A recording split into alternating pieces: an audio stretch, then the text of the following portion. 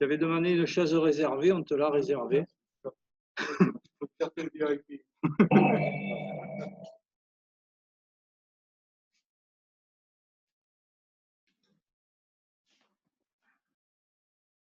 Alors.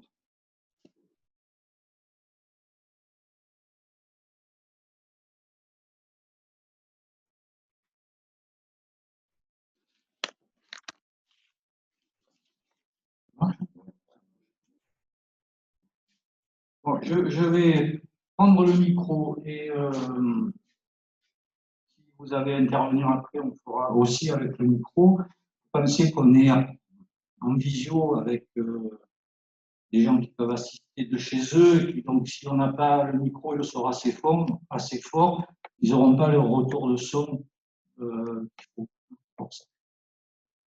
Donc, pour l'explication, ceux qui sont en visio, donc vous pouvez, au fur et à mesure de la réunion, poser des questions par le chat, c'est-à-dire vous avez sur votre écran, c'est là, non ? Là, converser.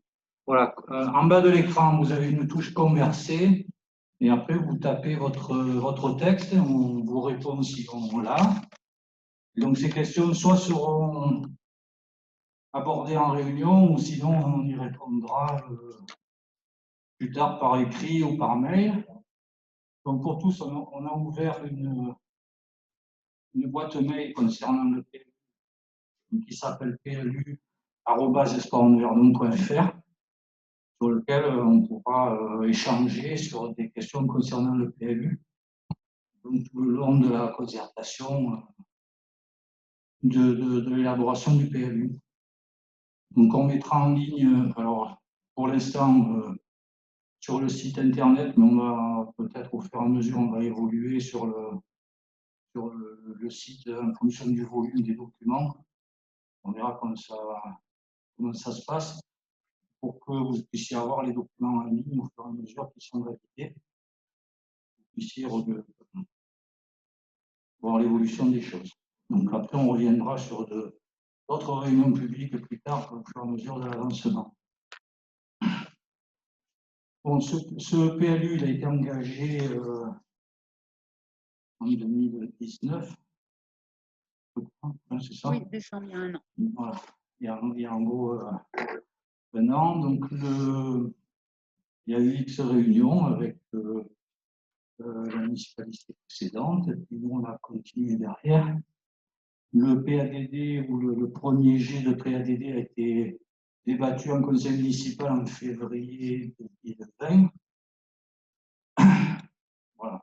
Donc aujourd'hui, on a avancé un petit peu sur les zonages, sur quelques prévisions. On n'est pas encore dans le règlement du PLU, donc c'est vous apporter des orientations générales, vous dire dans quelles contraintes on est, dans quel cadre se fait le PLU, puisqu'on a des documents qui sont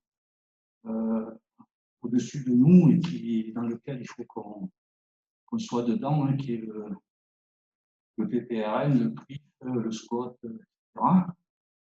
Les documents région et tout ça. Donc on doit évoluer là-dedans. Donc ça, on va vous présenter tout ça. Donc c'est Gaëla qui représente le bureau d'études PPA. Pardon. PGAT, non, PPA. PGAT.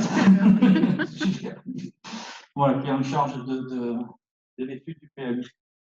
On a eu cet après-midi une réunion PPA. avec les PPA, justement, donc, les services de l'État, la TQ, le parc, des LVA avec le SCOT. Je vais le dire. Voilà. Voilà. Je ne vais pas m'étaler plus, on va commencer tout de suite, en sachant qu'il faut qu'on arrête un petit peu avant 20h. Il faut que vous soyez rentrés chez vous à 20h. À 20h, pardon. Donc on va accélérer les choses. Voilà, je te passe la parole. Je vais le mettre du temps. Et je garderai ce micro pour les personnes. Très bien. Donc bonsoir à tous. Donc je m'appelle Gaëla Akam. Donc je travaille dans un bureau d'études qui s'appelle le bureau BGAT. On est spécialisé en élaboration de PLU. nous avons été retenus pour élaborer le PLU enfin, finir plutôt l'élaboration du PLU d'Esparon, puisqu'il a déjà été entamé il y a quelques années. Et donc, en décembre 2019, l'année dernière, avec l'équipe en place, nous avions donc redélibéré, la commune a redélibéré pour relancer la procédure de PLU. Voilà, donc on va commencer tout de suite. Donc, vous voyez, réunion numéro 13, avec vous, c'est la première réunion, mais c'est la 13e réunion que moi j'effectue en commune d'Esparon. Et donc, c'est la première réunion qui concerne la présentation de l'état d'avancement du PLU à la population. Alors, cet après-midi, nous avons une réunion avec les PPA, ce sont les personnes publiques associées, et on leur a présenté exactement le même document que je vais vous présenter ce soir. Alors, première étape, déjà, qu'est-ce qu'un PLU? Un PLU, c'est un acronyme qui signifie Plan local d'urbanisme. Alors, c'est un plan, pourquoi? Parce que c'est un document qui va planifier l'avenir du territoire pour les 15 prochaines années. Chaque parcelle sera concernée par un zonage, donc l'intégralité du territoire communal sera concernée par le PLU. Et à chaque zonage correspondra un règlement qui définira ce que l'on peut faire sur la parcelle, ce que l'on ne peut pas faire et comment le faire. Il est local parce qu'il est établi à l'échelle de la commune. Donc, le zonage est établi sur le fond de plan cadastral de la commune d'Esparon. Et enfin, c'est un plan local d'urbanisme puisqu'on applique les dispositions du code de l'urbanisme qui sont appliquées en fonction des projets retenus par la municipalité. C'est donc un document qui traduit réglementairement les projets de la commune. Alors, le contexte législatif est très important et ça, il faut bien que vous en ayez conscience. C'est que les PLU ont été créés depuis la loi SRU, la fameuse loi dont vous avez peut-être déjà entendu parler, notamment au regard des logements sociaux, mais cette loi, elle avait bien d'autres enjeux, et notamment la création des PLU. Donc, c'était en décembre 2000, donc ça fait pile poil 20 ans que cette loi existe et que le PLU existe. Et depuis 2000, eh bien, écoutez, on a eu toute une palanquée de nouvelles lois, de textes législatifs qui ont amendé cette loi SRU. Donc, les plus connus pour vous, ça va être le Grenelle, par exemple, en 2012, la loi Allure en 2014, et la dernière dont on a beaucoup parlé, la loi Élan, qui est sortie il y a 2 ans, en 2010. Donc, l'ensemble de toutes ces lois ont profondément modifié le code de l'urbanisme. Quoi qu'il en soit, systématiquement, et peu importe les ministres à l'époque qui ont amendé le code de l'urbanisme, les grandes lignes directrices, ce sont celles que j'ai encadrées ici sur la gauche de la diapositive. Et les grandes lignes directrices, c'est la prise en compte de l'environnement, la prise en compte des risques, des paysages, la limitation de la consommation d'espace. La consommation d'espace, ça veut dire essayer de limiter à urbaniser sur des espaces qui aujourd'hui ne sont pas, afin de protéger les espaces naturels et agricoles. Et ça, c'est vraiment le principe fondateur du PLU, c'est d'urbaniser là où on doit urbaniser, c'est-à-dire au plus proche des centres-villes, au plus proche des villages, là où on a les réseaux, là où on a les équipements, et arrêter d'urbaniser dans les zones qui sont occupées par la forêt ou par l'agriculture. C'est ce qu'on appelle le mitage des espaces naturels ou agricoles qui doit être stoppé et définitivement arrêté. Les personnes publiques associées, on en parlait tout à l'heure, donc l'acronyme c'est PPA, c'est celle qu'on a vue cet après-midi. Donc en fait, elles sont plusieurs et le code de l'urbanisme impose pour toute élaboration de PLU à travailler avec ces personnes publiques. Donc on a tout d'abord les services de l'État, qui étaient au nombre de 3 cet après-midi, qui vont être garants de la légalité du document au regard du code de l'urbanisme et notamment de la loi montagne qui concerne notre territoire. On a aussi la région PACA, le département des Alpes-de-Haute-Provence, la Chambre des métiers et de l'artisanat, la Chambre d'agriculture, la Chambre de commerce et d'industrie, le Centre national de la propriété forestière, l'ENAO pour toutes les appellations d'origine agricole et bien sûr l'agglomération des LVA. Et j'ai oublié sur la diapositive le parc naturel régional du Verdon qui était également présent cet après-midi. Donc toutes ces personnes publiques associées-là ont le devoir d'assister la commune, d'abonder et de lui remettre aussi des documents, ce qu'ils appellent de porter à connaissance. D'ailleurs, l'État a déjà remis le sien. Il y a le parc du Verdon qui va nous remettre le sien d'ici 1 mois ou 2. Et on doit prendre en compte les documents que ces personnes publiques nous fournissent. Une fois que ces documents auront été intégrés dans le PLU, les personnes publiques associées, donc on va les voir 3 fois au cours de l'élaboration du PLU. Il y aura même des ateliers de travail spécifiques avec elles sur certains sujets un petit peu plus sensibles, et elles auront leur avis à donner sur le PLU à la fin de l'élaboration. Et au final, ce sera l'État, le préfet, qui assurera son contrôle de légalité et qui donnera son aval sur l'application du PLU. Alors, la procédure d'élaboration. Comme vous a dit Monsieur le maire, il y a un an exactement, donc en décembre 2019, nous avons pris une délibération lançant la révision du PLU. Et donc, suite à cette délibération, nous avons donc repris le diagnostic qui existait des 2013-2015. Nous avons retravaillé sur le diagnostic qui a été remis à la commune et nous avons travaillé sur le PADD. Le PADD, donc en phase 3, c'est le projet d'aménagement et développement durable. Je vais vous présenter les grandes lignes tout à l'heure. Ce PADD, il est important. Il a été débattu en conseil municipal le 26 février et il définit les grandes lignes directrices de l'aménagement du territoire de votre commune pour les 15 prochaines années. Une fois qu'on a défini ce PADD, on doit le traduire réglementairement. Donc, c'est la phase 4, et donc définir un projet de zonage et un projet de règlement qui donc font la traduction réglementaire des grandes orientations qui sont définies dans le PADD.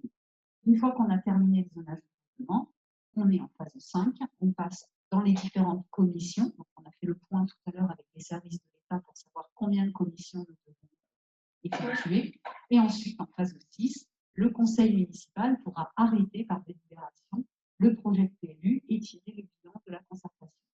Ensuite, le PLU sera transmis, on est en phase 7, il sera transmis pour avis au PPA, lesquels auront 3 mois pour donner leur avis. Donc, il y aura un avis écrit qui sera remis à la commune et qui sera public, puisqu'il fera partie aussi du dossier d'enquête publique.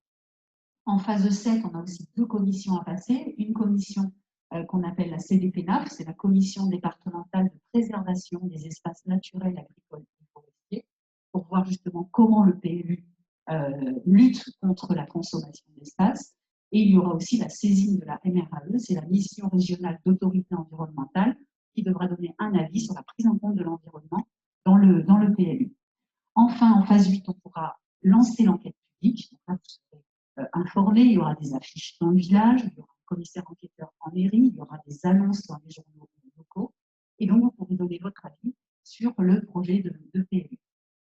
Et au final, en phase 9, la commune pourra à nouveau saisir son conseil municipal et le conseil en question pourra approuver le document qui aura été modifié suite à l'enquête publique et suite aux avis des personnes publiques associées. Vous voyez, c'est quand même une procédure qui est assez longue, qui est très cadrée, très codée réglementairement, qui est très suivie par les services de l'État. Donc aujourd'hui, nous sommes en phase 3. Vous avez vu, il y a un petit logo avec des petites têtes. Ça signifie que ce sont les phases où on a rendez-vous avec la population. Donc aujourd'hui, on en est à la première. Je vais vous présenter la synthèse du diagnostic et le projet de PADD. Nous nous retrouverons une deuxième fois pour vous présenter le zonage et le règlement, et une troisième fois en phase 5, après l'audition des commissions, pour vous présenter le projet de PLU qui sera arrêté en conseil municipal. Et enfin, en phase 8, on pourra à nouveau échanger, mais cette fois-ci, ce ne sera plus avec moi, ce sera avec le commissaire enquêteur lors de l'enquête publique. Voilà pour la procédure. Donc, on va commencer par la synthèse du diagnostic qui nous a amené à élaborer le PADD. Alors, on va commencer par le paysage et l'historique du village. Donc, on vous a mis quelques illustrations, extraits du cadastre napoléonien, de la carte de Cassini, de la carte d'état-major, où Esparon a systématiquement existait déjà, le village d'Albios également. Mais en fait, ce qui nous importe sur cette diapositive, c'est de voir en bas à droite, de voir un petit peu l'évolution du village, du secteur du château avec Vière et le donjon, ensuite le quartier de l'hôpital avec le village qui s'est développé, et ensuite en phase 3, la greffe urbaine avec le hameau de la Chapelle. Et en fin de compte, l'objectif du PLU va être justement de poursuivre cette évolution, de voir pour les prochaines années, pour les 15 prochaines années, dans quel sens on va évoluer. Est-ce qu'on continue à descendre vers le lac? Est-ce qu'on monte vers Monge? Est-ce qu'au contraire on stoppe l'urbanisation et on développe par ailleurs? C'est tout l'enjeu du PLU.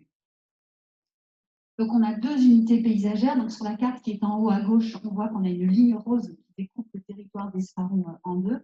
Alors, le territoire, il est cartographié. Les limites communales, ce sont tous les petits points noirs que vous pouvez voir qui symbolisent donc le territoire communal d'Esparon. Et on a cette ligne rose qui définit les 2 grandes unités paysagères. Alors, côté ouest, c'est l'unité paysagère des Basses-Gorges du Verdon.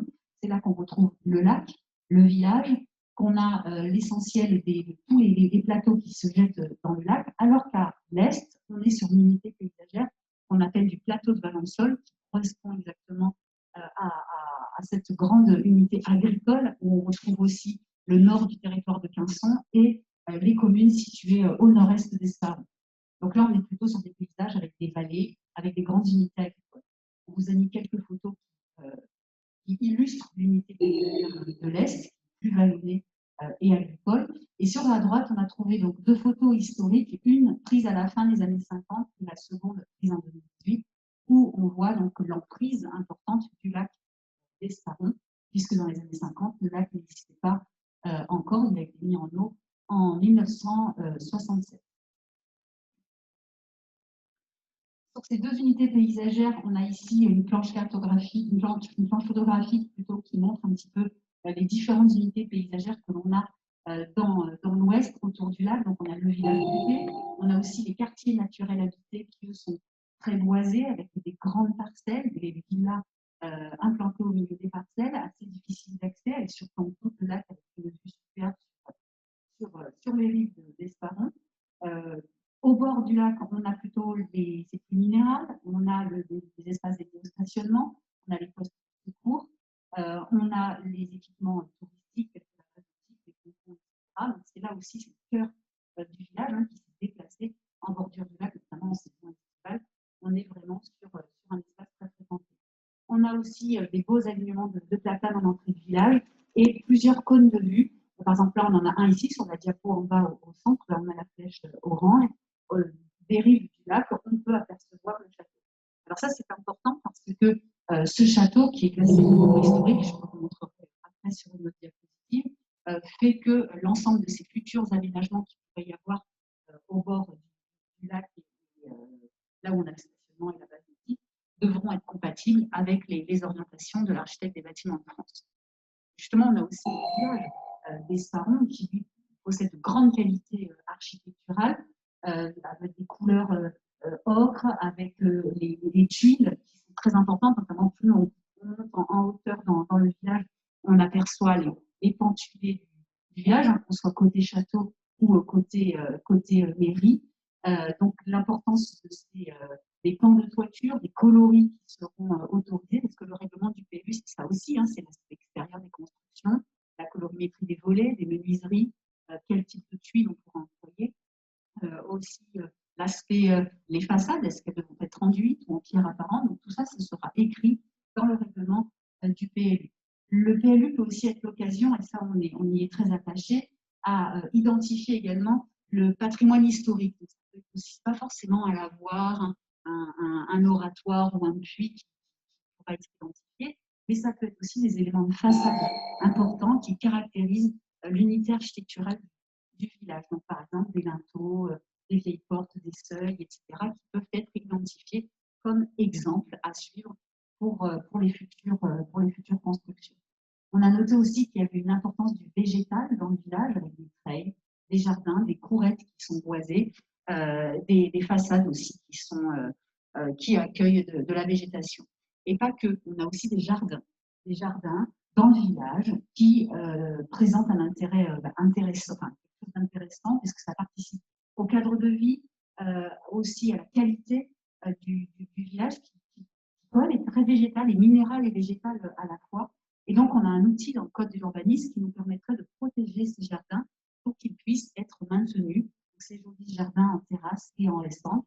Certains, d'ailleurs, sont cultivés ou en jardin potager et qui pourraient être donc identifiés pour être conservés en trame verte. Notamment, par exemple, les prés du château, derrière les platanes du château, ou même les jardins qui sont situés au milieu du village. Le PLU peut aussi être l'occasion d'identifier des éléments végétaux. Par exemple, le platane qui est à côté du lavoir pourrait être identifié, pourrait être protégé, même s'il est sur le domaine public, justement pour éviter qu'un jour il puisse être abattu, et s'il n'est pas abattu pour X raison, qu'un autre arbre puisse être replanté, afin de garder des éléments végétaux dans le village.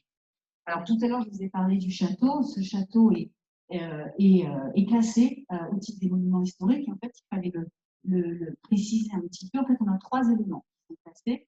On a tout d'abord le donjon qui est classé depuis 1979. On a les façades et les toitures du château qui sont inscrites depuis 1979. Et également la totalité de l'aile nord du château qui est inscrite depuis 2013. Donc, suite à ce classement du château, on a un périmètre de 500 mètres à partir du château qui fait que dans cette enveloppe de 500 mètres, tout projet de permis est soumis à la consultation de l'architecte des bâtiments en France. Donc 500 mètres, c'est assez vaste, ce qui signifie que la totalité du village est concernée par le périmètre de protection des abords du château. Donc ce périmètre des 500 mètres sera graphiquement positionné sur le plan cadastral que l'on va élaborer pour le PLU. Et ça, tout à chacun, vous saurez où vous situez par rapport à ce périmètre des 500 mètres, qui est donc une servitude d'utilité publique. Ce qui signifie aussi que le PLU sera analysé par l'architecte des bâtiments de France afin d'être validé, et notamment le règlement des zones urbaines qui seront situées dans la zone des 500 mètres. Alors maintenant, je vais vous parler un petit peu d'environnement, ce qu'on appelle l'état initial de l'environnement. Ça, c'est un point important qui doit être mis en place dans le PLU. Et je vais commencer par la trame bleue. Donc, je retrouve la même cartographie que tout à l'heure. Donc, vous avez les petits pointillés noirs qui identifient les lignes communales. Et donc, on a tracé en bleu l'ensemble du lac, déjà, et de tous les cours d'eau, qu'ils soient des vallons pérennes ou non. Donc, même si on a de l'eau alternativement et uniquement en période hivernale ou à l'automne, ils sont quand même identifiés parce qu'un cours d'eau, qu'il soit sec ou qu'il soit pérenne, présente une biodiversité importante, notamment en termes de faune, puisqu'on a toute une faune qui a besoin de cet écosystème qui varie dans le temps. C'est ce qu'on appelle la trame bleue de votre document d'urbanisme. Alors, l'idée, c'est d'avoir le traçage de ce réseau hydrographique, d'en faire la trame bleue, de permettre la protection de ces cours d'eau et des ripisylves. Les ripisylves, ce sont les boisements, les bosquets, les boisements, peut-être des fois c'est juste de l'herbe, qui sont sur les berges des cours d'eau et qui participent au bon entretien du cours d'eau, puisque ça peut être des réserves à poissons, ça peut être des endroits où on peut trouver des écrevisses, ça peut être aussi des endroits où on peut avoir une flore spéciale qui est protégée et qui peut être maintenue. Et en plus, en cas de débordement ou lors d'inondation, les berges qui sont boisées participent justement à éviter les crues. Donc, ceci, c'est inscrit dans la loi. Les berges des rives et cours d'eau doivent être protégées. Et donc, il va falloir que dans le PLU, on installe une protection réglementaire à positionner sur le futur zonage du PLU le long de ces cours d'eau et de part et d'autre du cours d'eau. Pareillement, pour les futures constructions qui pourraient éventuellement être implantées dans ces secteurs, on imposera un recul des constructions par rapport à l'axe du cours d'eau pour éviter justement qu'il y ait un jour des dégâts dus à d'éventuelles inondations.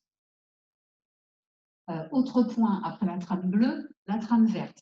Donc ça, c'est important aussi, c'est quelque chose qui est obligatoire, que la DLVA, vous savez, c'est votre agglomération à laquelle vous appartenez. La DLVA a élaboré un document qui s'appelle le schéma de cohérence territoriale, qui définit les grandes orientations d'aménagement sur tout le secteur de la DLVA, donc sur Esparron également.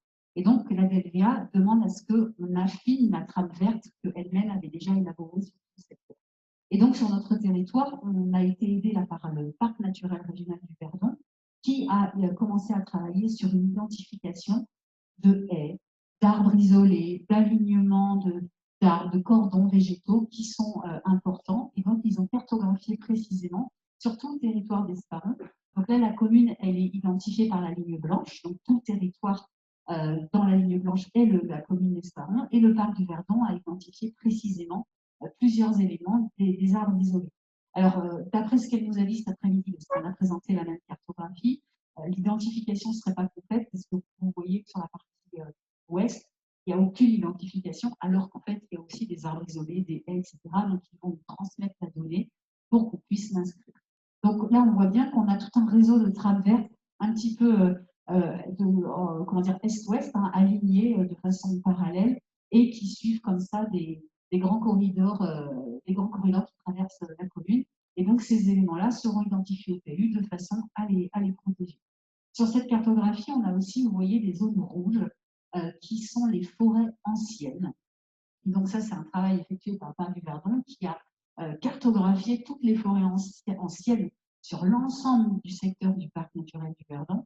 Et donc, sur votre territoire, on en a essentiellement dans le sud-ouest, dans le secteur du quartier, en limite avec Saint-Julien, et dans la partie sud aussi, près de Canson, qui sont des petits reliquats à l'est du territoire. Et donc, ces espaces-là doivent être impérativement protégés. Ce n'est pas là, par exemple, qu'on on ira développer un projet d'urbanisation, ces forêts anciennes doivent être protégées. C'est ce que nous a demandé le parc du Verdon cet après-midi, et je crois aussi que l'État, dans sa note d'enjeu, en a parlé également. Donc, pour poursuivre sur la trame verte, juste deux petites cartes qui montrent aussi le territoire communal avec des grandes nappes de couleurs. Alors ça veut dire quoi? Ça veut dire que votre territoire est concerné par des périmètres de protection environnementaux. Alors la carte du haut, où on a du violet, du bleu et du bleu foncé, ce sont les périmètres des zones naturelles d'intérêt écologique, faunistique et floristique. Ça veut dire que ce sont sur ces territoires-là, il y a eu des inventaires effectués ces 20 dernières années, même ces 25 dernières années, des inventaires naturalistes qui ont été effectués, et on a plusieurs espèces végétales et animales qui ont été recensées sur l'ensemble de ces territoires-là. Et sur la carte du dessous, c'est le fameux périmètre Natura 2000, dont vous en avez déjà peut-être entendu parler.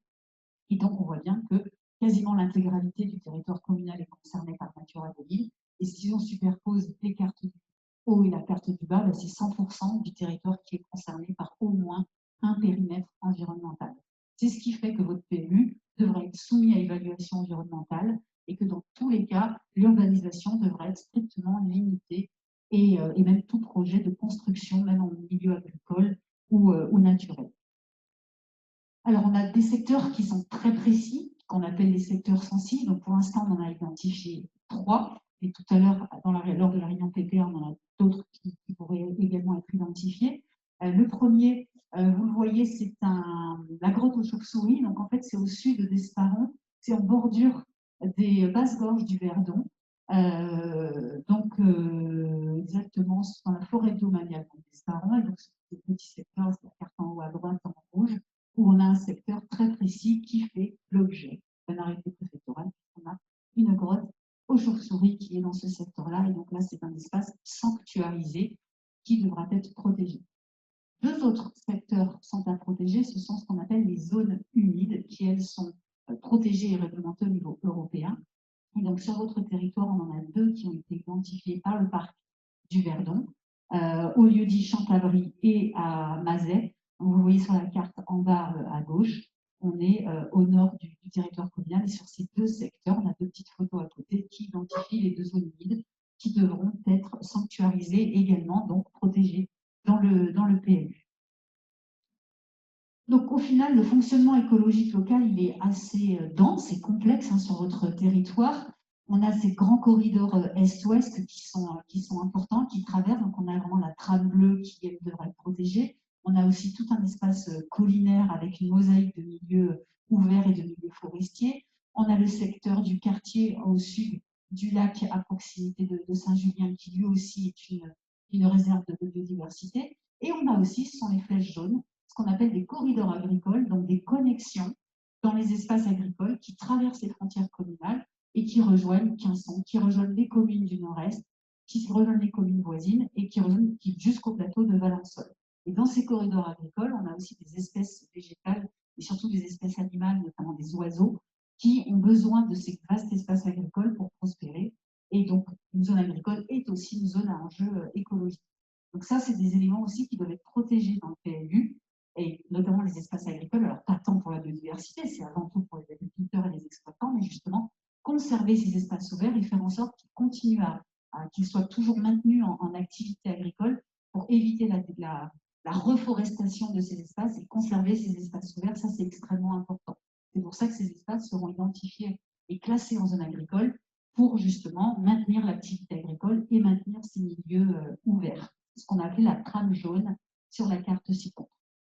Sur la diapositive d'après, elle est un petit peu complexe, elle est issue du SCOT, donc le schéma de cohérence territoriale élaboré par votre agglomération, la DLVA, qui explique un petit peu le concept de consommation d'espace qui devra être réduit dans l'élaboration de votre pays.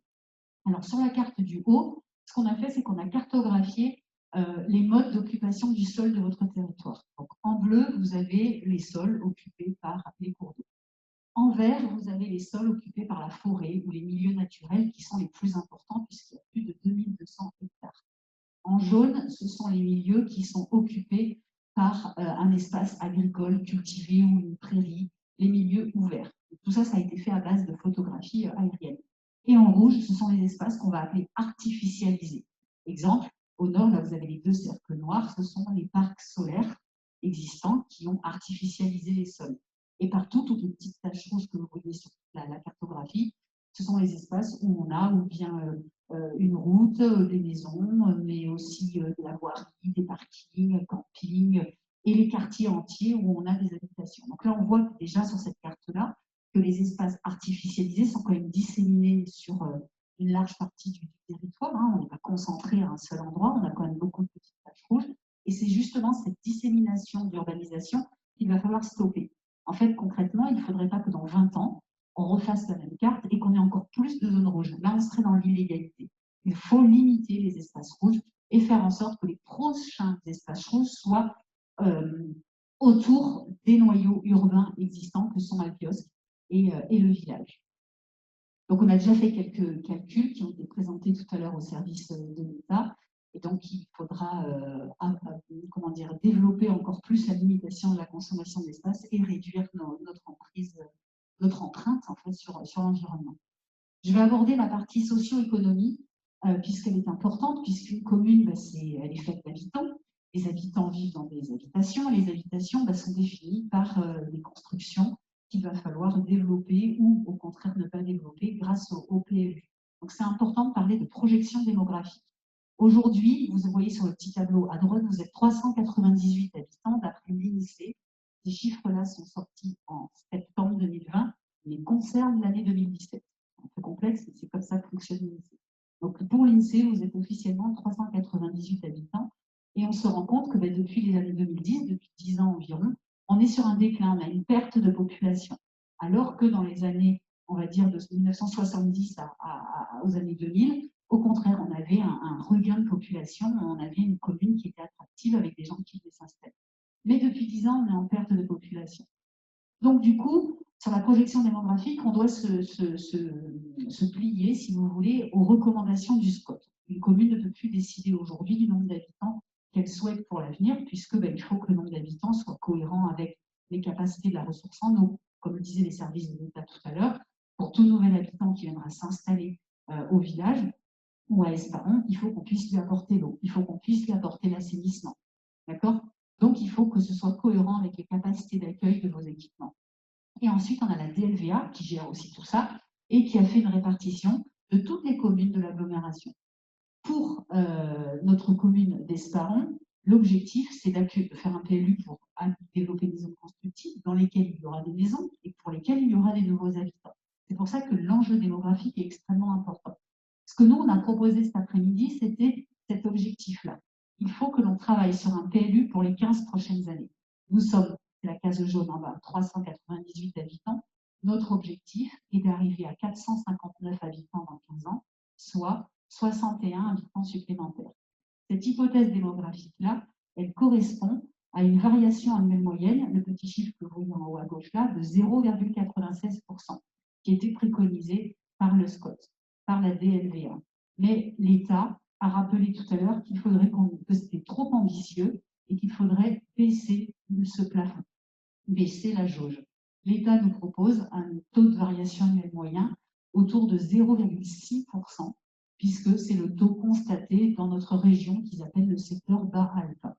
Donc, il faudra qu'on revoie nos calculs et qu'on ait donc un peu moins d'habitants pour les 15 prochaines années à accueillir. Donc ça, c'est ce que je vous présenterai la prochaine fois lorsqu'on aura refait les calculs. En matière d'économie, aujourd'hui, on a beaucoup d'activités économiques sur le territoire en période estivale. Puisqu'on arrive même à compter jusqu'à 75 établissements dans le secteur privé, donc essentiellement des meublés, des loueurs de meublés, mais aussi un peu de commerce, la vente à emporter, les campings, bien sûr, les transports. Toutes ces activités ne sont pas pérennes, elles sont essentiellement saisonnières. En matière d'économie, on a aussi l'agriculture qui est assez bien représentée, puisqu'on aurait à peu près 18 exploitations agricoles. Ça, ce sont les derniers chiffres de 2010, mais tout à l'heure, la Chambre d'agriculture n'a pas remis en cause ce chiffrage. Donc, elle va nous fournir de nouveaux éléments pour abonder le diagnostic. Mais en agriculture, c'est plutôt assez dynamique. On a beaucoup de céréales, notamment le blé dur, le colza, le lavandin, bien sûr, et notamment sur toute la partie est du secteur, dans ce qu'on appelle l'unité paysagère du plateau de Valençol. On a des AOC qui concernent notre territoire, notamment l'AOC fromage de Vannes, l'huile d'olive de Provence et de Haute-Provence. Par contre, en revanche, on n'a pas d'AOC viticole, AOC coteau de Pierrevert. On a l'activité touristique qui est omniprésente, elle est majoritairement tournée vers le lac, essentiellement en période estivale.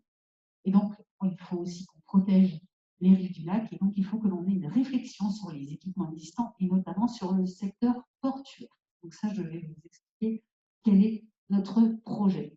Donc on a notamment une idée de développer les locaux de stockage de bateaux et de caravanes éventuellement sur un nouveau secteur qui est chemin de la Bastide-Neuve, près de la station d'épuration, pour éviter de construire ces locaux en bordure du lac.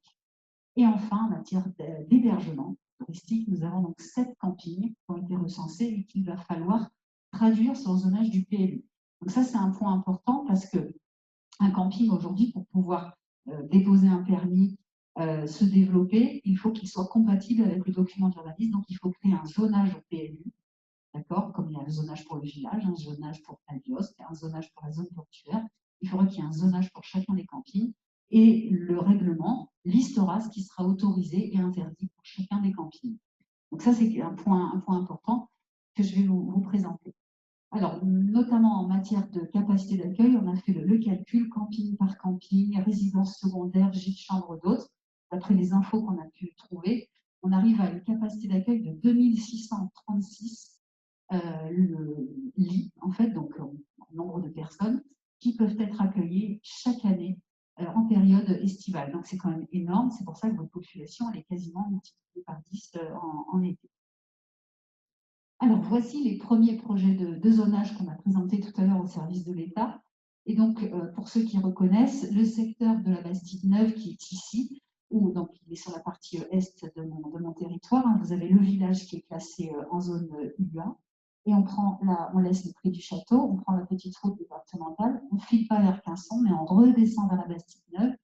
Là, on arrive sur le zoom et on est dans le secteur de la station d'épuration. Ces terrains qui sont identifiés par la ligne jaune où on a écrit 1 AUE ont une superficie totale de 0,74 hectares. Ils sont publics, ils sont communaux et c'est ici que la commune aurait comme projet d'implanter des locaux publics pour y implanter les services techniques, pour y implanter la caserne de pompiers et des locaux de stockage, exemple hangar à bateaux, etc. Donc ça, ce projet-là est intéressant parce que ça évite de les implanter en bordure du lac, de les positionner sur un terrain qui est du foncier communal, donc c'est très, très pertinent. On l'a présenté tout à l'heure aux personnes publiques associées qui ont validé le secteur et le projet. Donc on va continuer à travailler dessus, définir des orientations d'aménagement. Le parc du Verdon nous a demandé sur ce secteur de travailler sur l'intégration architecturale des futurs bâtiments, pour pas qu'on se retrouve avec juste des hangars en tôle, mais qui comme quelque chose d'un peu qualitatif. Donc voilà, donc ça c'est le premier projet à vocation économique que l'on a présenté aux personnes publiques.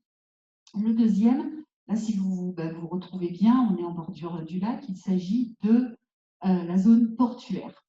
Donc sur cet espace de zone portuaire, l'objectif serait donc de définir un périmètre au sein duquel on pourrait autoriser des aménagements. Parce que ce qu'il faut que vous sachiez, c'est que comme on est en loi montagne, il existe une règle qui dit que dans la bande de 300 mètres des rives du lac, donc 300 mètres ça fait on remonte très haut, on ne peut faire aucun aménagement, hormis une liste extrêmement exhaustive et très très limitée d'équipements et d'aménagements. Donc si on veut requalifier le camping, si on veut installer par exemple un city park, si on veut faire une voie, si on veut développer un parking un petit peu aménagé, etc., et autoriser quelques constructions, on ne peut pas le faire si on n'a pas un zonage spécifique au PLU. Donc là, c'est ce qu'on propose avec ce zonage NE pour bien définir le projet d'aménagement qu'il y aurait sur ce secteur. Donc ça a fait débat avec les personnes publiques associées. C'est encore à travailler puisque là, on n'en est que sur une enveloppe, hein, sur un périmètre, on n'a pas encore travaillé le contenu. Mais c'est l'idée, c'est donc de retravailler tout le secteur du parking et de l'arrêt de bus qui est à côté, pour essayer de pacifier un petit peu ce secteur et de faire en sorte qu'on circule un petit peu mieux, de travailler également tout le secteur de la zone portuaire et de remonter, et comme vous voyez, on a dessiné une ligne violette là, qui symboliserait la création d'un chemin, d'une piste. Alors, on ne sait pas encore ce que sera une voie, ce que sera un chemin, mais dans tous les cas, ce sera carrossable et les voitures circuleront dessus pour en faire un sens unique en période estivale, pour que l'été, on ne se retrouve pas avec des voitures qui circulent dans les deux sens et qu'on ait un sens de circulation, qu'on rentre par le sud et qu'on remonte et que ça débouche sur la route départementale. Donc là, on en est uniquement dans l'esquisse du projet. L'idée, c'est de monter un plan directeur de la future zone portuaire, de travailler sur l'implantation des futurs équipements sportifs, notamment du futur City Stade, des futurs stationnements, de cette voie qui pourrait être aménagée. On travaille bien sûr avec le conseil départemental, parce que c'est lui aussi qui devra donner son aval, puisqu'on va déboucher sur une route départementale, donc il faut travailler avec eux. Voilà, donc ça, c'est ce que je pourrais vous présenter donc, la prochaine fois. Mais l'idée, c'est ça, donc c'est résumé dans les 4 points, travailler sur l'aménagement de la base nautique, les stationnements, l'arrêt de bus et les espaces publics. Donc, vous voyez là, vous avez les superficies des 2 zones, et donc, c'est d'essayer de faire un schéma d'ensemble du réaménagement futur de ce secteur. Et donc là, on a eu l'accord des services de l'État pour continuer à travailler là-dessus. Concernant les campings, donc là, je vais passer en revue chaque camping. Là, on en a 7 qui devront être zonés au PLU. Chacun des campings, donc pour l'instant, on a un petit peu de difficulté à travailler sur eux parce qu'on manque d'informations. Et notamment, ce que nous a demandé l'État, c'est assez difficile à obtenir. Il faut qu'on récupère les permis d'aménager originels de chacun des campings, c'est-à-dire l'autorisation numéro 1 qu'ils auraient eu à l'époque pour pouvoir tracer le périmètre de l'autorisation. Donc, pour un camping qui aurait été créé il y a 1 an ou 2, ça aurait été très bien, mais la plupart de vos campings, ils sont bien plus âgés. Donc, c'est très difficile d'obtenir ces infos. Et pour l'instant, on a déjà quelques zonages. Donc, par exemple, sur la partie gauche, vous voyez donc les périmètres qu'on a essayé de définir. Et sur la partie droite de la diapo, vous voyez les grandes couleurs rouge avec du bleu et du violet. Ça, c'est quoi? C'est le PRIF. Le PRIF, c'est le plan de prévention du risque incendie et feu de forêt que vous avez sur votre commune, qui est une servitude. Ça a été élaboré par l'État il y a quelques années, en 2013, il me semble, et qui est opposable.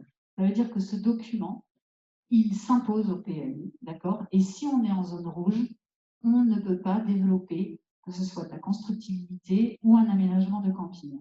Or, vous voyez qu'on a plusieurs campings, donc je passe en revue, parce qu'on a tous les campings qui sont concernés, on en a qui sont en zone bleue, d'autres en zone violette, d'autres en zone rouge, violette, etc. Donc, pour chacun des campings, lorsqu'on est en zone violette, c'est qu'on a des équipements imposés à faire, donc ils seront écrits dans le PLU, on ne pourra pas déposer de permis si ces équipements ne sont pas réalisés.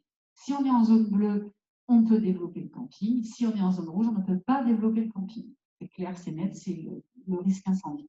Donc ça, avec les services de l'État, on va donc faire une réunion spécifique avec eux sur chaque point de camping et nous rencontrerons chacun des propriétaires de camping, des gestionnaires de camping qui sont sur votre commune pour leur expliquer les tenants et les aboutissants et voir un petit peu comment est-ce qu'on pourra les traduire au projet de PLU.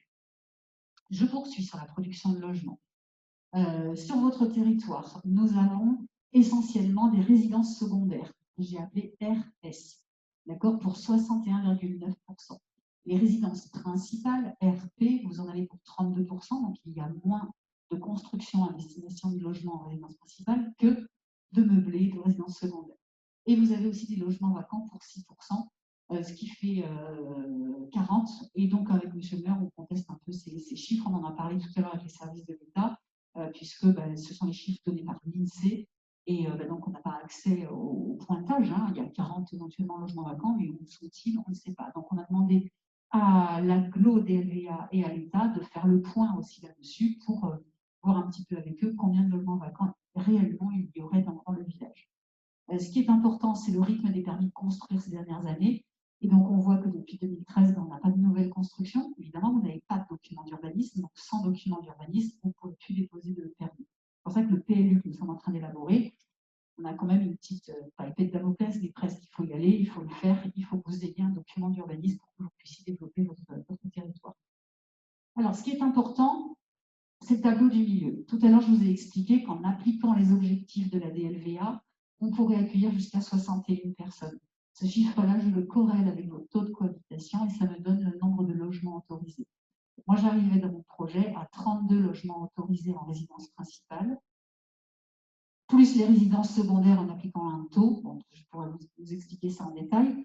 Nous avons proposé au service de l'État tout à l'heure de réaliser un PLU à Estaron pour 61 nouvelles constructions à destination d'habitation. Ce chiffre-là n'a pas été retenu ni par l'État ni par la DLVA. Ils nous ont demandé de baisser la jauge à 45 logements et non pas 61. Donc, il va falloir que l'on fasse un PLU pour produire 45 nouvelles constructions à usage d'habitation dans votre PLU et non 61 comme on l'avait envisagé. Donc, la question va être où produire et comment produire. Alors, on a plusieurs règles qui s'imposent à nous. La première, c'est le SCOT. La deuxième, c'est la loi montagne. Et la troisième, alors il n'y a pas d'ordre de préférence, hein, le fameux PRIF. Le PRIF, je vous l'ai mis ici, ce qui synthétise. Là, vous avez tout votre territoire communal et vous voyez une seule couleur qui se dégage, c'est le rouge. C'est-à-dire que l'essentiel de votre commune est en risque incendie inconstructible. Ça, c'est le rouge. Le bleu, c'est là où on peut aller. Le blanc également. Et le bleu, c'est sous condition. Et le violet également. Donc, en fait, on se retrouve avec une carte de PRIF qui nous rend toute construction impossible et en même temps l'application de la loi montagne, où vous voyez les petites patates vertes sur ma cartographie, les petites bulles vertes, qui symbolisent les secteurs de groupe de construction. Et donc, on cumule, on met dans le checker le PRIF, le SCOT et la loi montagne. Et il ne nous reste plus que 3 secteurs potentiellement urbanisables, qui sont les secteurs 1, 2 et 3. Ce sont les seuls secteurs sur lesquels on va pouvoir construire de nouvelles constructions. Tous les autres secteurs sur le territoire communal ne pourront être autorisés que les extensions des constructions existantes, ainsi que les annexes, par exemple un garage, une piscine, un pool house, etc. Mais pas de nouvelles constructions à usage d'habitation. Donc du coup, sur ces secteurs-là, on a le secteur 1, c'est le secteur villageois où nous nous trouvons, avec le quartier de Monge qui est situé juste au-dessus, sur la route menant à Gréoux. Le secteur 2, c'est le secteur de Sainte-Madeleine, donc juste au sud de la petite chapelle. Et le secteur 3, c'est le village d'Albiosque, qui lui peut également être conforté. Donc, du coup, on vous a fait plusieurs petites diapositives qui précisent un petit peu le projet. Alors, je rappelle que j'ai 45 nouveaux logements d'autorisés sur l'ensemble du territoire. Donc, ça ne fait pas beaucoup non plus. Donc là, ici, vous retrouvez le parcellaire du nord du village et le secteur de Monge. C'est là où vous avez aujourd'hui la caserne de pompiers et les services techniques et un petit collectif avec quelques logements sociaux. Ce secteur-là va être en mutation, puisque la caserne de pompiers et les services publics vont être délocalisés côté chemin de Bastille-Neuve sur le terrain communal à côté de la station d'épuration. Du coup, on va se retrouver avec des locaux publics, parce que c'est du foncier communal, qui vont devenir vacants, qu'on va pouvoir surélever pour requalifier ces logements et recréer quelques logements qui seront publics et donc à maîtrise foncière communale pour y installer de la résidence principale et revitaliser le village.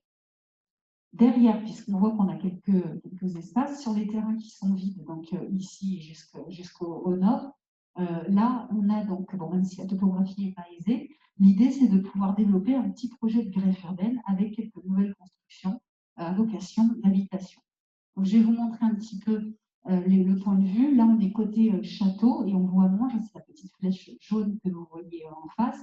Donc, on est quand même dans le cône de visibilité du château. Donc, on est vraiment sur le dessus. Donc, on pourra avoir ici quelques logements intégrés au village, comme si le village continuait à grimper sur la colline. Là, vous avez d'autres vues, notamment une quand on va vers la gendarmerie. Donc, on voit bien le secteur de Monge sur ce flanc.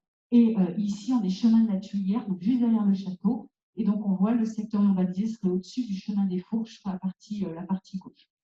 Donc là, l'histoire, ça va être quand même de prendre en considération la visibilité importante que l'on a vis-à-vis du château. Donc, il va falloir travailler de concert avec l'architecte des bâtiments de France.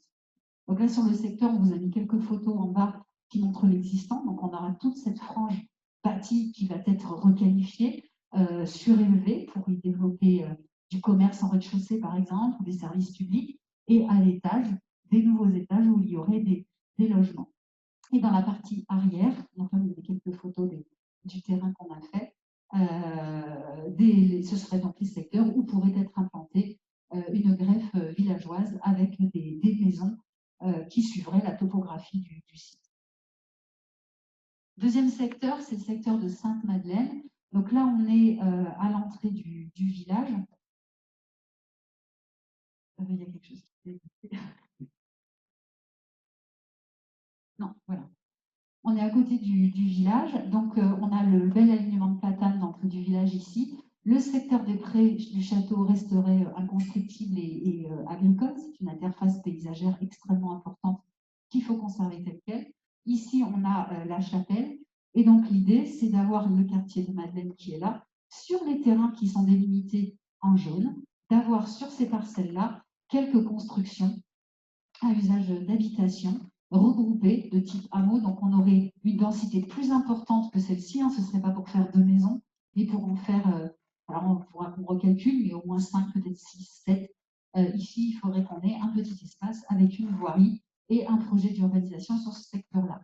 Ça, ce serait possible puisqu'on est dans une zone ceinturée en vert, qui donc signifie un groupe d'habitation, et on serait en extension du groupe d'habitation, mais plus dense. Donc ça, c'est l'objectif de développement à Sainte-Madeleine. Donc on vous a fait quelques photos pour que vous voyez un petit peu l'insertion du projet dans le site. Donc là, on est sur le site en lui-même. Donc ce sont d'anciennes friches agricoles qui descendent vers le nord en restanque.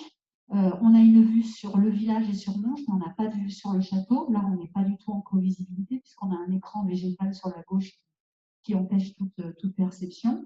Là, on est chemin des Fourches et donc on voit face à nous la chapelle et le terrain sur lequel pourrait être envisagé ce projet. On a identifié l'écran végétal qui masque les perceptions depuis le château. Et sur la dernière photo en bas, on est sur le chemin des Fourches, on a dézoomé un petit peu, on voit le château, le site retenu et l'écran végétal qui descend jusqu'au vallon.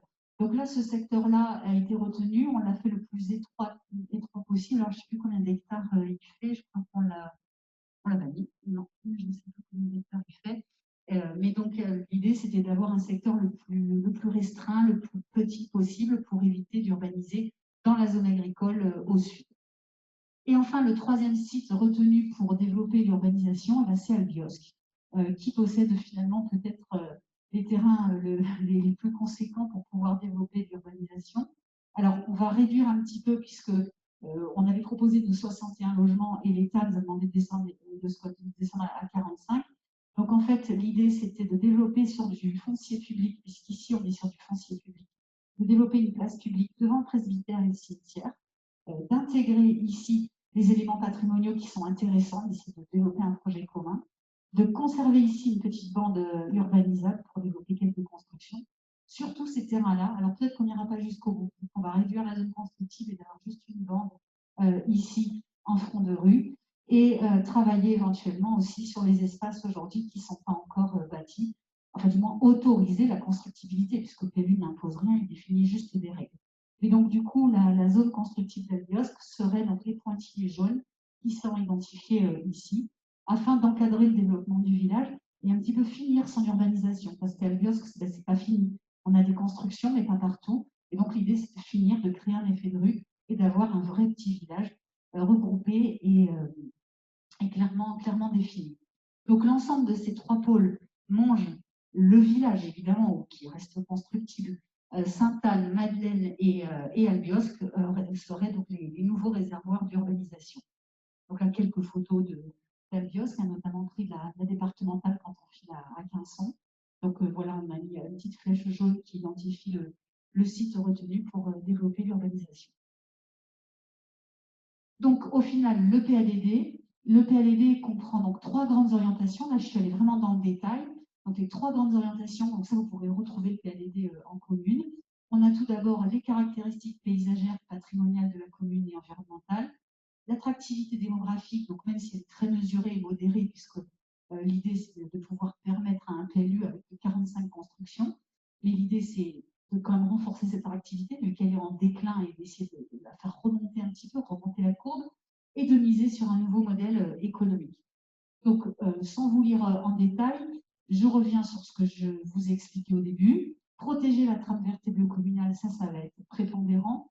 Préserver et valoriser les caractéristiques paysagères et patrimoniales en identifiant le patrimoine remarquable, les portes, les trames vertes, les jardins, ça va être extrêmement important. Réduire la vulnérabilité du territoire face au risque. Déjà prise en compte du PRIF, on ne peut plus construire en zone rouge et on ne construira plus en zone rouge. Limiter les nuisances sur les ressources en eau, c'est pareil, protéger la trame bleue, faire en sorte aussi que l'eau potable soit suffisante pour les nouvelles constructions. Le deuxième point, c'est renforcer l'attractivité démographique. Donc, les pôles retenus, Monge, le village, la zone portuaire pour le développement touristique, le village d'Albiosque pour développer et terminer la construction du village, la finalisation du village. Et enfin, sur l'économie, là, on vous a mis le projet de zone agricole qu'on est en train de développer. Donc, aujourd'hui, on est sur 894 hectares de territoire qui pourraient être classés agricoles. Donc, tout à l'heure, la Chambre d'agriculture nous a demandé d'augmenter encore ce chiffrage et d'essayer de trouver les terrains potentiellement agricoles, les terrains qui étaient en déclin, sur lesquels la forêt a commencé à se développer. Ces terrains pourraient être remis en culture ou au pastoralisme, qu'importe, mais pourraient être classés en zone agricole au PLU, donc ils nous l'ont demandé. Et enfin, petit point non des moindres, vous avez 2 parcs solaires aujourd'hui existants, et donc l'idée c'est de les zoner, donc définir un zonage propre aux parcs solaires pour qu'ils puissent continuer à se développer. Mais pour l'instant, l'idée c'est de les contenir et de voir justement s'il y a des possibilités d'extension ou pas. Donc sur ce sujet, la commune, alors je fais un peu une synthèse du zonage du PLU, la commune a comme idée de réfléchir sur un positionnement d'un éventuel parc solaire à cet endroit-là, ou bien l'extension de celui qui est juste au-dessus. Donc, on en a parlé avec le service de l'État tout à l'heure et la DLVA. Donc, pourquoi pas? Maintenant, il faudrait que les études soient un petit peu plus avancées, puisque là, pour l'instant, il n'y en a aucune. Donc, réfléchir un peu mieux sur le choix du site et l'intérêt de développer un 3e parc solaire. Dans tous les cas, si ce projet doit se concrétiser, il doit impérativement être inscrit dans ce document d'urbanisme. Et sur les dernières diapos, il m'en reste 2, c'était les extraits de zonage que vous pouvez voir qu'on a dessinés pour l'instant. Donc pour l'instant, vous voyez, on n'est pas sur un fond cadastral très précis, on est sur la photo aérienne. On a défini les grandes enveloppes, donc on aurait le village en zone UA, l'extension de Monge au-dessus, ensuite la zone portuaire qui serait identifiée clairement, les campings avec un zonage NT, les zones agricoles qui seront identifiées en zone A, les zones naturelles en zone N, où les extensions et les annexes seront autorisées, le secteur de la zone de hangar et d'équipement public à Bastide-Neuve en zone 1AU, et enfin les campings et le secteur d'Albiosque qui seraient identifiés.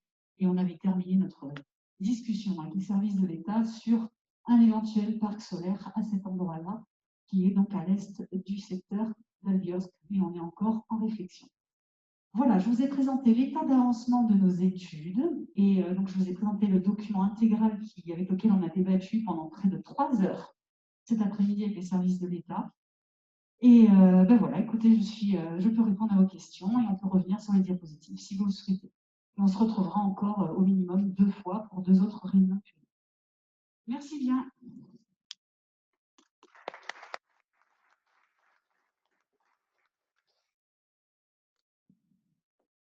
Je voulais juste revenir sur ce qui a été dit, sur certains points. Donc, pour préciser que quand on parle des LVA, c'est par rapport au SCOT.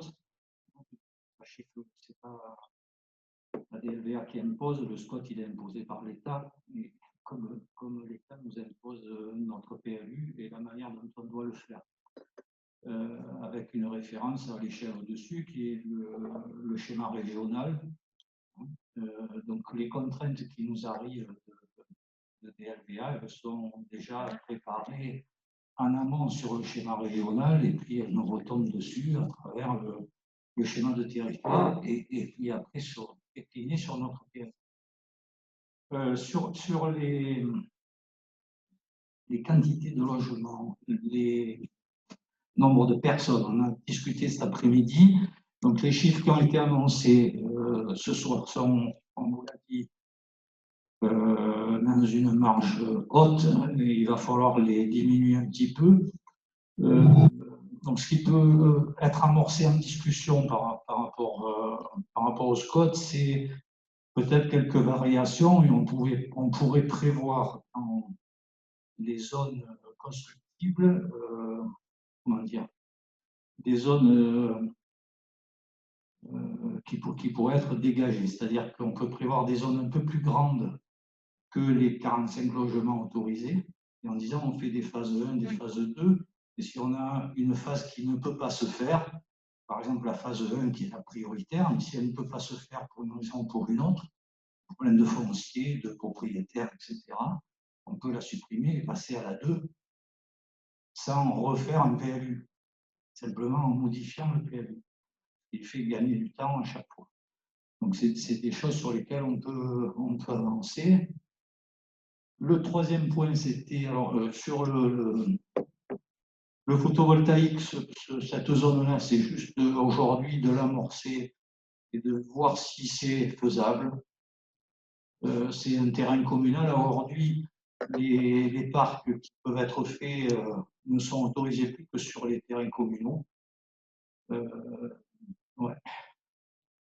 C'est la volonté de l'État aujourd'hui. Et donc, on n'est aujourd'hui pas inscrit, puisque ça n'a pas été fait les 3 années précédentes dans le projet e-green.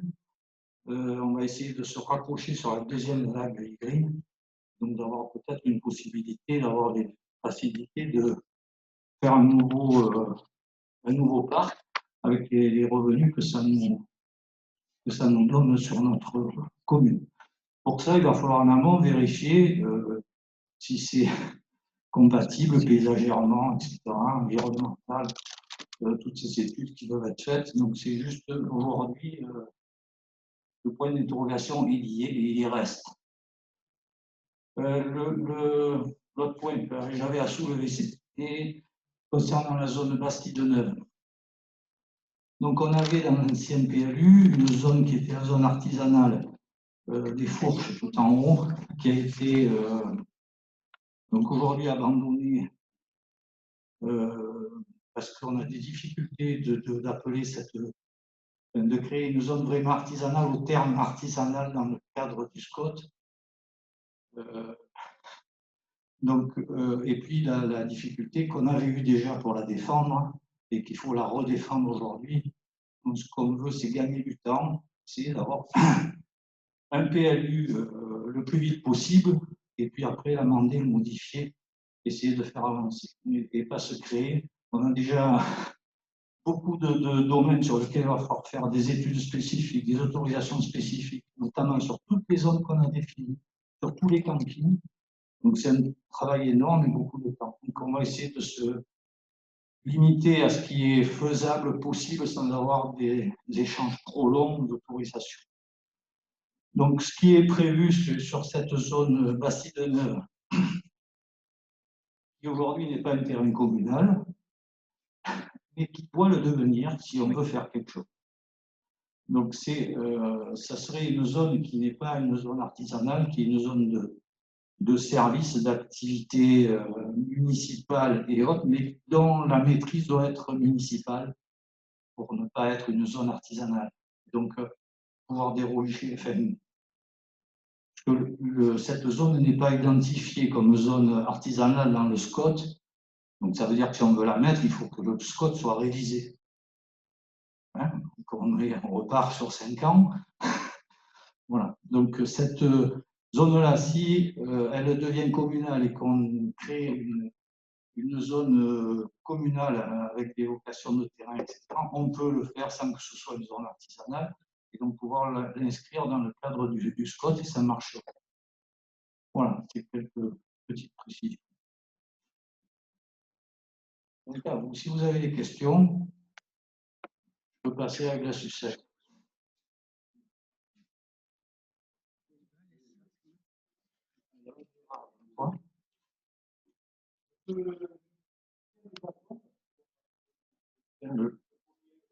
Alors, si j'ai bien compris, aucune demande de permis de construire ne sera instruite avant validation de la phase 9. C'est bien ça? Oui. Alors, Oui.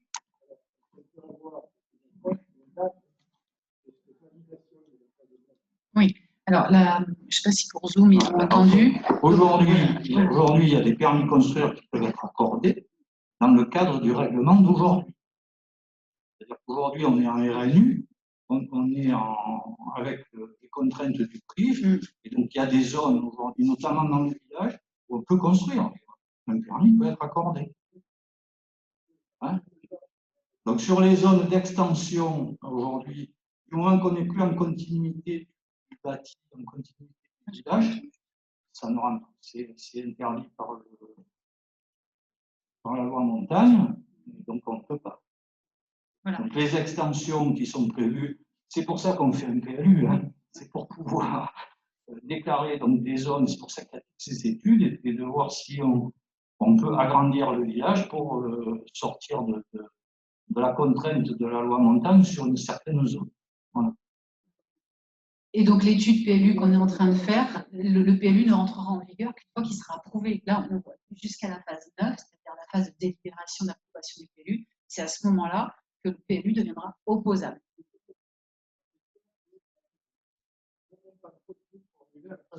Alors, combien de temps faut-il? Alors, je vais être claire. Aujourd'hui, donc on est, on va dire, on est en décembre 2020. Donc là, en janvier 2021, on va travailler sur le projet de zonage et de règlement. Vous avez vu qu'on a déjà commencé, puisque je vous ai montré des diapositives de zonage, donc on va travailler dessus. Ce qui va prendre le plus de temps dans votre PLU, c'est la phase 5. C'est les commissions. Concrètement, c'est les commissions des sites, commissions CDNPS. Et c'est pour ça que cet après-midi, on a fait cette réunion avec les services de l'État, parce que je voulais connaître précisément le nombre de dossiers qu'il faut passer en commission des sites. La variable, ça va être les campings. Parce qu'en fin de compte, bon, là, c'est un peu technique, mais on verra ça avec chacun des gestionnaires de camping. Concrètement, si un camping a un projet et que le projet est, comment dire, se développe par rapport à son premier permis d'aménager initial, si le camping est assez conséquent, il passe en commission des sites. Donc concrètement, si vos 7 campings ont des projets, ça fait 7 dossiers commission des sites, plus Monge, plus Sainte-Madeleine, plus Bastide-Neuve, plus la base nautique. Donc ça vous fait un nombre de dossiers à passer en commission des sites, et la commission des sites, ce n'est pas tous les jours, ce n'est pas tous les mois. C'est que 3 à 4 commissions des sites par an. Donc, il faut monter l'ensemble des dossiers, saisir la commission. Il faut plusieurs mois pour valider le dossier à présenter. Ensuite, il faut passer la commission, donc monter en préfecture avec monsieur le maire et défendre les dossiers. Et ensuite, on peut attendre jusqu'à 1 mois à 2 mois pour avoir leur réponse. Et ce qu'il y a, c'est que la ville est conforme. C'est qu'on ne peut pas arrêter le PLU donc en phase 6 avant d'avoir un avis positif. Donc, si on a un des dossiers qui ne correspond pas à la commission des sites, ils vont demander de le refaire et de repasser à nouveau en commission des sites. Donc concrètement, ça nous est déjà arrivé sur certaines communes, où cette phase 5 peut durer 1 an. Là, je fais voilà. Et l'idée, c'est de présenter un dossier en commission des sites qui soit nickel et qui passe le plus vite possible. C'est pour ça que la réunion d'aujourd'hui était importante avec les services de l'État, pour qu'on leur présente déjà un peu dans le détail les projets qu'on va faire dans tel endroit, à Biosque, à Monge, à Bastide-Neuve, etc., pour qu'on puisse valider déjà en amont certains périmètres. Le contenu du dossier commission des sites, ça on peut gérer, c'est souvent les périmètres. Et cette phase-là, cette phase 5, elle est assez longue. Moi, ce que je compte faire, c'est que j'aimerais bien passer en commission des sites au plus tôt au mois de juin 2021. D'accord? C'est-à-dire que la phase 4 et la phase 5, on aurait 6 mois pour les faire. L'idée, ce serait qu'on arrête le projet de PLU à la rentrée, donc dans moins d'1 an, c'est en septembre 2021. Ensuite, vous avez 3 mois des PPA, donc ça va nous faire octobre, novembre, décembre. Ensuite, vous avez l'enquête publique sur 2 mois, donc ça va faire janvier, février. Et l'idée, ce serait d'approuver pour début 2022. Si en début 2022, vous avez un PLU, on aura été hyper rapide, mais réellement. D'accord? Et c'est l'idée, pour qu'en 2022, vous ayez enfin un document opposable et que ce soit le document avec lequel vous pourrez enfin déposer vos permis, vos annexes, etc. et que la commune puisse s'instruire et développer. On va être raisonnable, on va dire fin 2022. Oui, si la phase 5 dure plus longtemps, ben, on repart sur 6 mois. Ouais. Parce que pour prévoir tes investissements, quoi.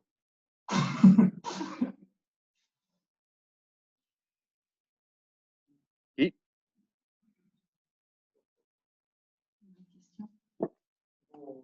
La parcelle de Sainte-Madeleine, vous avez prévu qu'il y a des réseaux d'arrosage et la zone. Oui, le canal qui est tout au sud bien sûr. du terrain. Oui, oui. Il y a la pêche. Oui, tout à fait. Justement, quand on a été sur le site, c'est ce qu'on a vu. Donc, en fait, là, aujourd'hui, le projet d'aménagement, il n'est pas finalisé. Vous avez vu, je vous ai présenté qu'un périmètre, d'accord? Et bien entendu, les réseaux seront pris en compte pour éviter d'aller développer une urbanisation sur une canalisation. Oui, Non, non. Alors, sur les constructions, on est sur la Monge sur un terrain communal, donc il y a une gestion facile. Sur la partie Sainte-Madeleine, on a un bureau d'études qui est en train de plancher dessus. On va sortir une étude et les différentes possibilités de comment on peut monter cette opération. Donc, une fois qu'on aura ces différents éléments, on réunira les propriétaires des terrains qui sont sur zone et on verra avec eux comment on peut réaliser cette opération, sachant qu'on ne pourra pas faire une maison comme ça toute seule, il va falloir faire une opération d'ensemble. En plus, les terrains sont très petits, hein, donc il va falloir pour faire une construction, il faut un terrain et demi, par exemple. Hein, donc il va falloir trouver un système. Donc on va faire des réunions là-dessus, essayer de se raccorder, voir si c'est faisable. Même si les propriétaires ne veulent pas, on partira sur un autre endroit. Hein. C'est dans la maîtrise foncière. Donc, on verra après comment ça évolue. Après, c'est vrai qu'on a dans tous les réseaux et tout ça, c'est pas un souci. Hein, pour revenir vite fait sur les réseaux, c'est qu'on a des contraintes qui nous ont été rappelées par l'État d'entrée de réunion. Oui. Ce sont les contraintes d'eau et d'assainissement sur votre commune. Donc, vous savez qu'on a des arrêtés préfectoraux sur des travaux à faire avec des obligations dans des délais jusqu'en 2023. Donc aujourd'hui, les extensions de réseau et les rénovations sont prévues au niveau des LVH 2023, ils sont budgétés. Donc ça va démarrer par normalement cet hiver, début printemps, la rénovation de tous les postes de relevage du village.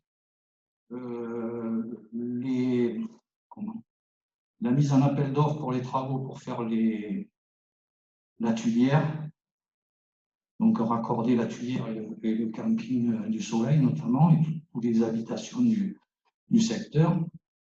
Et bien ensuite, pour, je crois, 2022, c'est la station d'épuration d'Algox qui va être refaite. Et après le raccordement de la Grande Jaune. Et le raccordement de la Bastide Neuve pourrait être fait demain matin si l'un des propriétaires nous donne l'autorisation de passer chez lui, ce qui n'est pas fait. Voilà.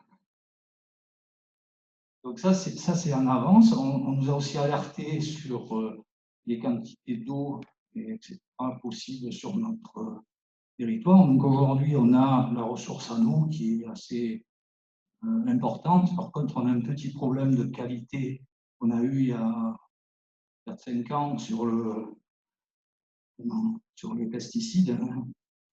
Donc aujourd'hui, on a toujours des pesticides, mais en quantité infime, donc c'est pas trop alarmant, mais il y a toujours ça qui traîne. Donc il est acté par DLVA un projet, mais qui est bien avancé, de raccorder notre réseau sur le réseau de Quinson avec la société Canal de Provence pour avoir un secours et pour pouvoir pallier soit momentanément à un manque d'eau ou un problème de qualité d'eau. Voilà, à vous.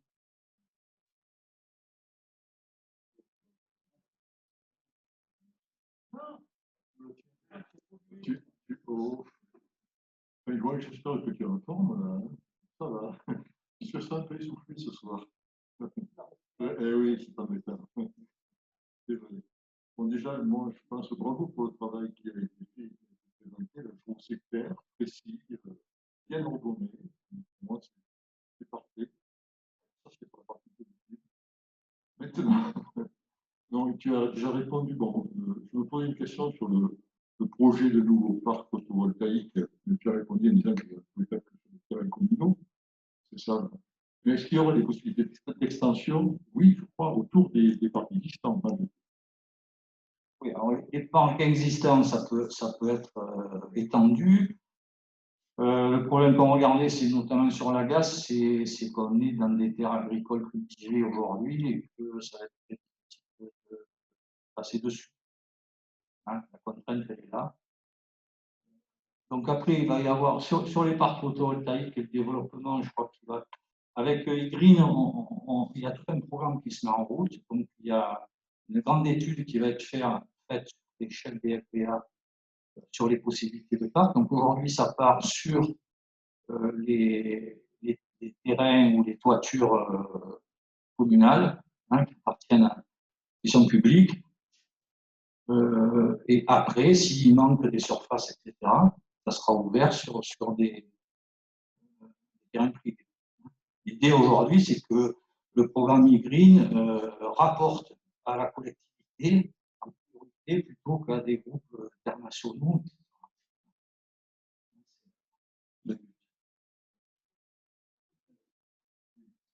Bon, de manière plus générale, je suis bien entendu extrêmement déçu par le fait qu'on mette en fait Esperance sous cloche.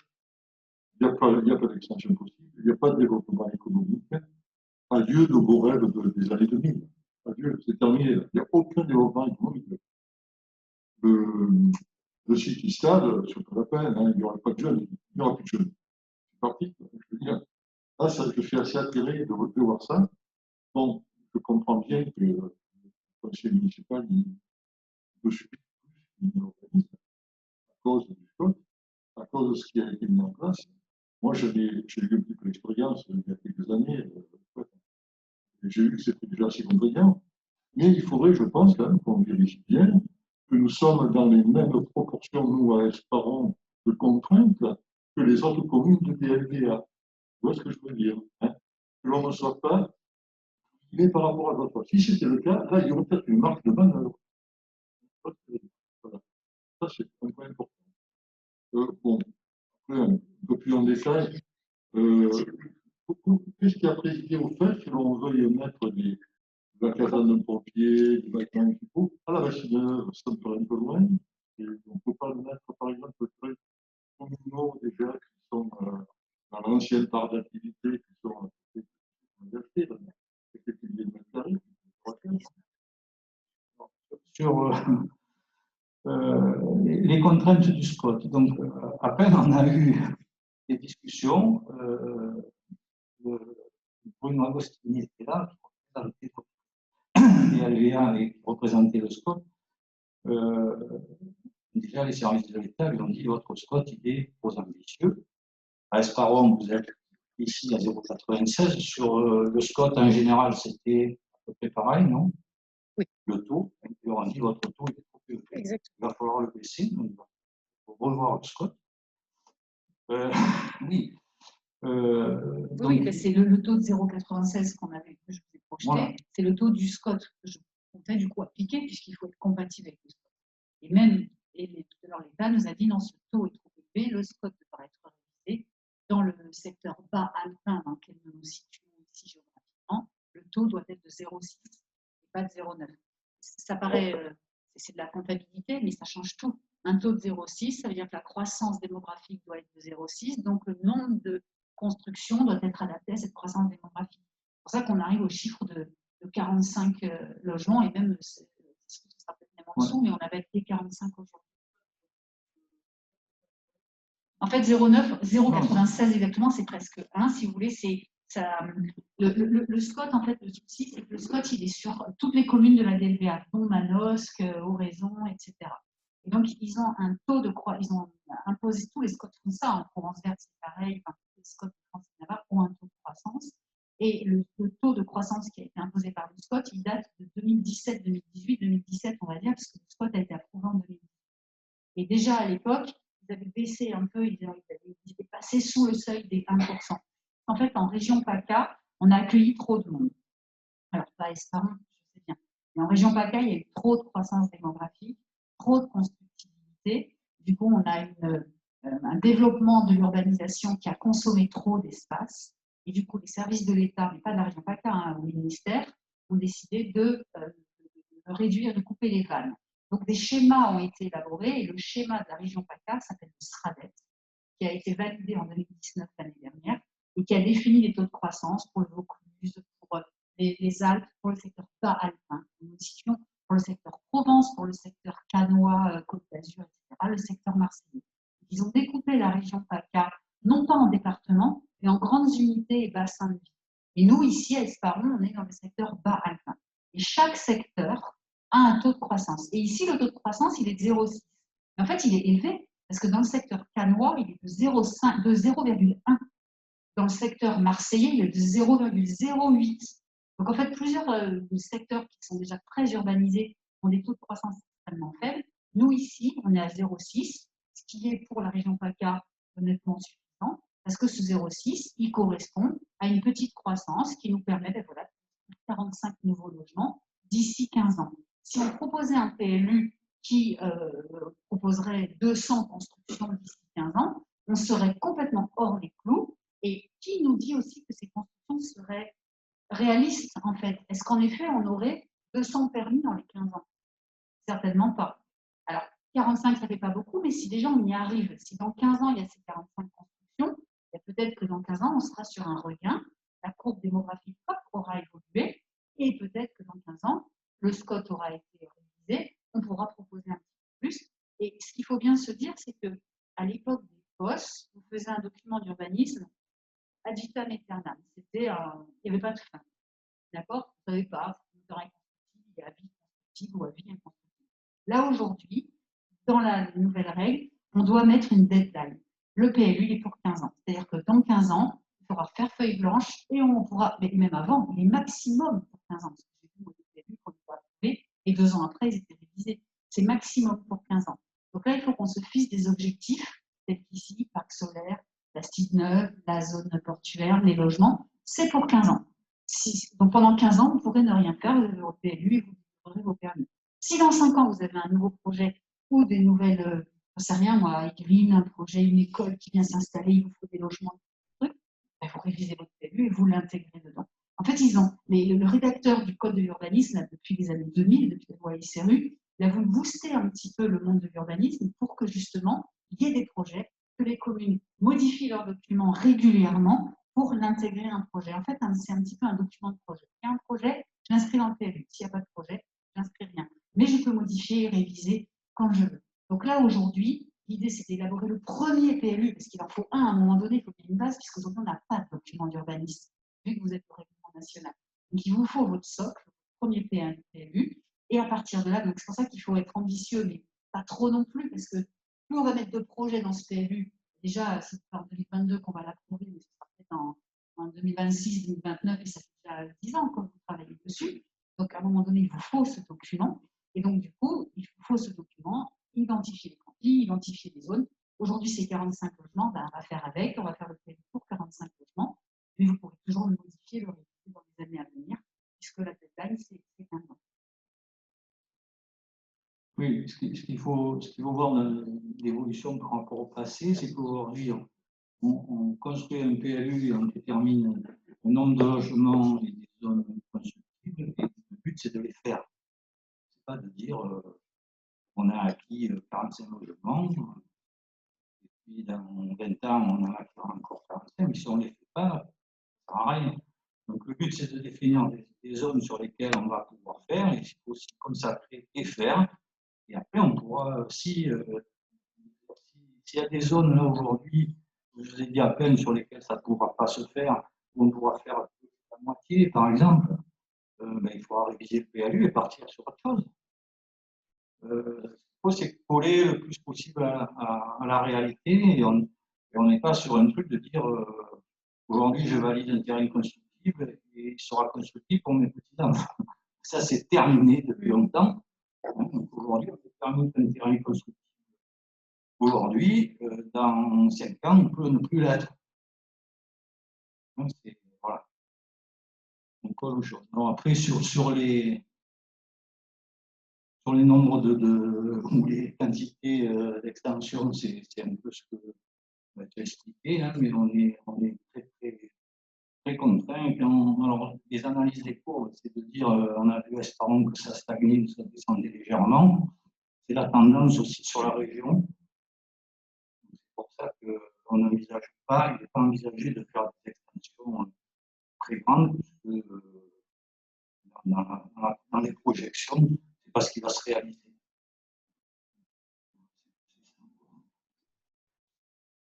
On a répondu ou pas?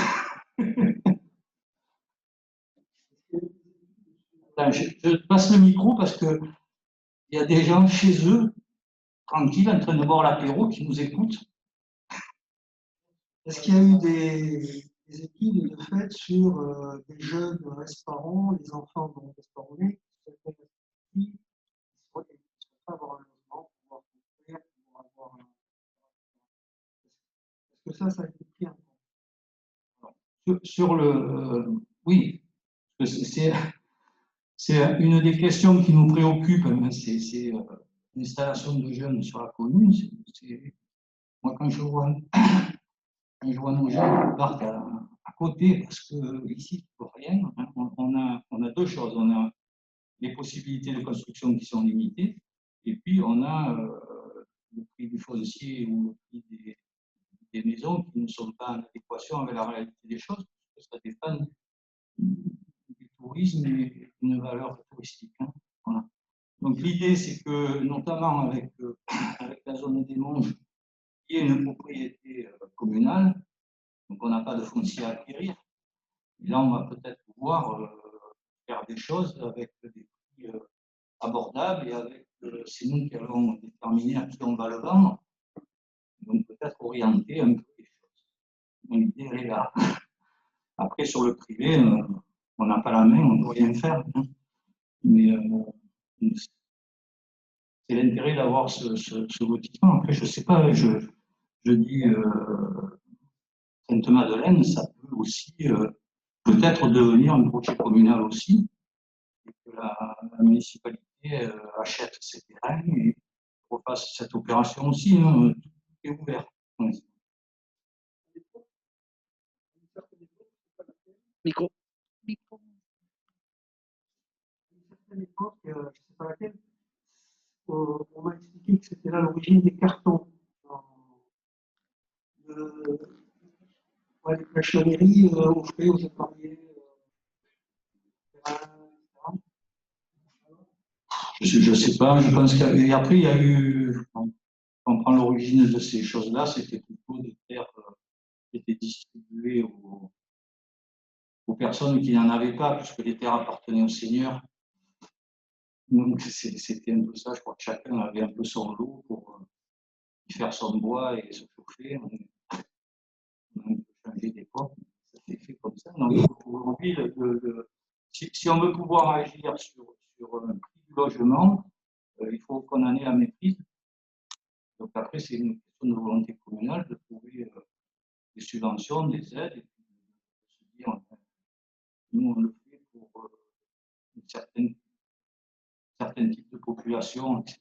Et on veut augmenter, on peut le vendre pour des gens qui décident de résider à l'année, pas des gens qui viennent, c'est ce qu'on veut. On peut arriver par quelques pieds à orienter ces choses-là. C'est le seul moyen qu'on peut avoir.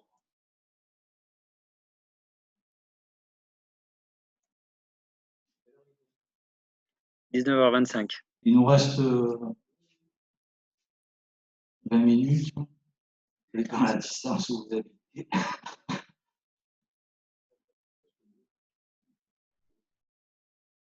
On a répondu à tout. Donc on se reverra, hein, vous avez vu les évolutions. On va essayer de le faire suivre au fur et à mesure sur le site des événements qu'il peut y avoir. Hein, on communiquera par les moyens qu'on a aujourd'hui, qui sont de Facebook et puis le site de la mairie, le petit journal, voilà, qui va sortir bientôt. Donc, je pense que vous l'aurez la semaine prochaine. Voilà, mais demain, il va arriver dans vos boîtes aux lettres. Donc, on a plusieurs facteurs qui sont distribués, mais vous ne serez pas tous servis en même temps. Oui. Oui, hein. Oui. Ouais. Voilà. Oui, ça sera consultable. Alors, avec il faudra qu'on mette les formes et les points d'interrogation sur sur certains chiffres où déjà on sait que ce n'est pas, Eh oui. pas acceptable. Oui. Hein, Et voilà. puis, Si je me permets, voilà. On est bien d'accord, on en est en phase 1, donc tout est provisoire et même les zonages qui sont présentés, c'était pour la réunion de cet après-midi avec les personnes publiques associées. Donc voilà, n'allez pas imaginer que ça y est, le PLU est fait, que c'est le zonage. Tout peut encore évoluer. Donc je me permettrai d'indiquer, là c'est écrit sur la diapo, mais j'ai regardé, c'est pas écrit partout en bas. Je rajouterai provisoire sur tous les documents. Rien n'est opposable, ce ne sont que des documents de travail qui n'engagent en rien la collectivité. Alors, vous avez vu les orientations, les possibilités, les contraintes qu'on a. Maintenant, si vous avez des projets, des choses que vous avez envie de faire, et que vous pensez qu'ils arrivent à rentrer dans ces domaines, il faut nous les présenter aussi, on pourra en tenir compte. Pensez que sur les zonages, on a déterminé là, des zones, c'est des patates qu'on a déterminées. Et maintenant, s'il y a une parcelle à côté que on peut peut-être l'intégrer, c'est ça qu'il faut. Donc, et si au contraire on s'est appuyé par un projet, c'est intéressant puisqu'on sait que ça va se réaliser. Le but, c'est que ce qu'on nous propose, ça arrive à être fait. Sur les campings, donc sur les campings, on va avoir une nouvelle réunion avec les services de l'État. On a des grosses difficultés concernant le zonage des campings et les autorisations qu'il va falloir faire, des études particulières qu'il va falloir faire pour revalider tous les campings aujourd'hui, en sachant que moi, les documents que j'ai aujourd'hui, je n'ai pas le zonage des campings. Donc les campings ont des autorisations par le préfet. les arrêtés préfectoraux. Les arrêtés préfectoraux pour exploiter un camping, et quand on prend les arrêtés de 81, etc., Tartampion a le droit d'ouvrir un camping sur restaurant de Verdun. On ne sait pas où, on ne sait pas quelle parcelle, on ne sait pas les limites. Donc, les services de l'État nous ont dit qu'ils avaient le problème ailleurs aussi, puisque dans ces années-là, c'était fait que comme ça. Ouais. Et donc, il va falloir qu'on fasse des réunions et voir comment on redétecte le zonage, etc.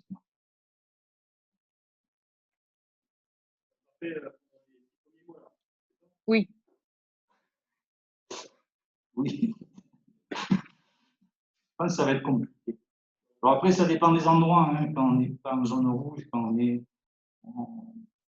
il y a des endroits où il y a des enjeux plus importants. Je veux dire que les contraintes à ton camping ne sont pas les mêmes qu'au camping du soleil.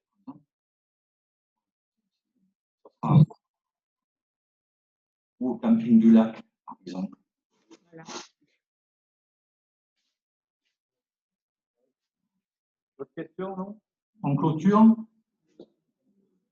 Allez. Bonne soirée. Si